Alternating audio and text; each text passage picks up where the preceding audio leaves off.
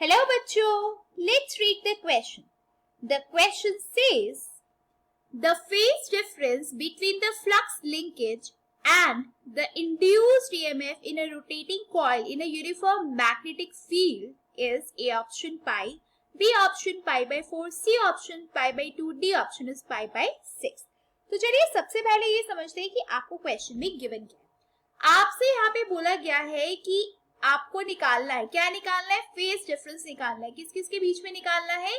Flux linkage और induced EMF जो कि एक रोटेटिंग कॉइल के अंदर है एंड ये कैसी फील्ड में रखा है? यूनिफॉर्म मैग्नेटिक फील्ड में रखा है. आपको फाइंड आउट क्या करना है? आपको फाइंड आउट करना है phase difference between flux linkage और इंड्यूस्ड ईएमएफ जो कि एक रोटेटिंग कॉइल में है और जो कि एक यूनिफॉर्म मैग्नेटिक फील्ड में रखा गया है. ओके, तो चलिए सबसे पहले स्टार्ट करने से पहले हम ये देखते हैं कि इसमें हमारा कौन सा की कॉन्सेप्ट जो है वो आपका यूज होने वाला है. तो देखो, अगर आप इस क्वेश्चन को ध्यान से देखो तो इसमें आपको दो टर्म्स दिख रही है जो कि बहुत इंपॉर्टेंट है एंड उसी दो टर्म्स के अराउंड पूरा क्वेश्चन जो है वो आपका रिवॉल्व कर रहा है. तो सबसे पहले है फ्लक्स लिंकेज. तो जो फ्लक्स है, फ्लक्स का फॉर्मूला क्या होता है? वो होता है आपका बी ए कॉस थीटा. यहाँ पे बी क्या रिप्रेजेंट कर रहा है? मैग्नेटिक फील्ड रिप्रेजेंट कर रहा है. ओके, ए क्या रिप्रेजेंट कर रहा है? आपका एरिया रिप्रेजेंट कर रहा है. थीटा क्या रिप्रेजेंट कर रहा है? आपका angle between magnetic field and area vector. और फाई क्या रिप्रेजेंट कर रहा है? यहाँ पे फ्लक्स रिप्रेजेंट कर रहा है. एंड अगर हम यहाँ पे इंड्यूस्ड ईएमएफ की बात करें तो इंड्यूस्ड ईएमएफ कैसे निकालते हैं हम? वो उसका फॉर्मूला होता है minus d phi by d t, मतलब rate of change of flux. Okay, तो चलिए ये है हमारा यहाँ पे की कॉन्सेप्ट जो कि हम यूज करने वाले हैं हमारे क्वेश्चन को सॉल्व करने के लिए. ओके, तो चलो स्टार्ट करते हैं. एंड सबसे पहले स्टार्ट करते हैं हम यहाँ पे फ्लक्स के साथ. तो देखो, फ्लक्स का जो फॉर्मूला अभी हमने लिखा वो क्या है? That is your B A cos theta. Okay, now अब देखो, सपोज करो कि अगर आपका यहाँ पे जो थीटा है अगर वो किसकी इक्वल है? ओमेगा टी है. ओमेगा टी मतलब अगर वो एक कांस्टेंट एंगुलर वेलोसिटी के साथ रोटेट कर रहा है, मतलब ओमेगा के साथ रोटेट कर रहा है, तो हमने यहाँ पे क्या ले लिया? Theta is equal to omega t. तो अगर यहाँ पे आप देखो कि आप फाई को कैसे लिख सकते हो? फाई को लिख सकते हो B A cos omega T. Okay, अब ये क्या आ गया? ये तो आपका कॉस के टर्म्स में है, लेकिन सपोज अगर आपको यही चीज आपको कॉस की जगह साइन की टर्म में लिखना हो तो आप कैसे लिखोगे इसको? आप लिख सकते हो B A sine omega t plus pi by 2. इसको आप ऐसे करके लिखोगे जब आप साइन की टर्म में लिख रहे हो. ओके, तो ये तो हो गया आपकी कौन सी बात? ये तो हो गई आपकी फ्लक्स वाली बात हो गई, राइट? अब हमें जो नेक्स्ट टर्म के साथ डील करना है that is what? That is your induced EMF.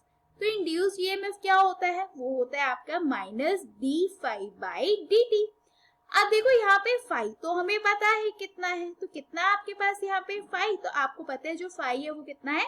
That is your B A cos omega t. देखो जैसे यहाँ पे फाई कितना है आपके पास? That is your B A cos omega t. तो ये जो फाई है उसकी जगह आपने क्या लिख लिया? आपने लिख लिया B A cos omega t. अब देखो यहाँ पे जो b है और a है वो क्या है? आपके कांस्टेंट है. तो अगर ये आपके कांस्टेंट है तो आप इसको बाहर लिख सकते हो, मतलब आपके डिफरेंशिएशन टर्म से बाहर आ जाएगा, मतलब minus B A d by d t of what? D by d t of cos omega t. अब इसको आप फर्दर अगर आपने सॉल्व किया तो सॉल्व करने के बाद आपके पास क्या आया? यहाँ पे तो आ गया आपके पास माइनस बी ए. अब आपको डिफरेंशिएशन करना है किसका? D by d t of cos omega T. And cos omega T का डिफरेंशिएशन क्या होगा? वो होगा minus omega sine omega T. Okay, अब देखो यहाँ पे भी नेगेटिव है, यहाँ पे भी नेगेटिव टर्म है, तो ये नेगेटिव नेगेटिव क्या हो गई? आपकी पॉजिटिव हो गई. तो आप लिख सकते हो बी ए ओमेगा साइन ओमेगा टी. ये आ गया आपके पास क्या? ये आ गया आपके पास यहाँ पे इंड्यूस्ड ईएमएफ की बात हो गई. बट आपको यहाँ पे सॉल्व क्या करना है? आपको यहाँ पे फाइंड आउट करना है. क्या फाइंड आउट करना है? You have to find out the phase difference. Phase difference निकालना है. तो देखो, एक टर्म आपके पास ये आ गई, दूसरी टर्म आपके पास ये आ गई, तो इनके बीच का फेज डिफरेंस कैसे आएगा? तो आप लिख सकते हो delta phi is equal to what? Delta phi is equal to, इसका फेज कितना है आपके पास? That is omega t plus pi by 2. And जो इंड्यूस्ड ईएमएफ है उसका फेज कितना है आपके पास? Omega t. तो क्या लिखोगे आप, माइनस ओमेगा टी। अब देखो minus omega t plus omega T cancel, क्या बचा आपके पास, पाई बाई 2।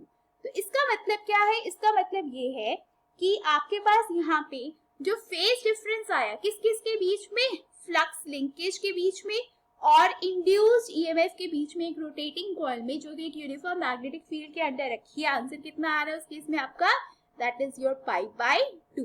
ओके, एंड अगर आप ऑप्शन देखो तो आप देखोगे आपका यहाँ पे जो ऑप्शन नंबर सी है जो कि है आपका पाई बाई 2, वो है आपके इस क्वेश्चन का करेक्ट आंसर।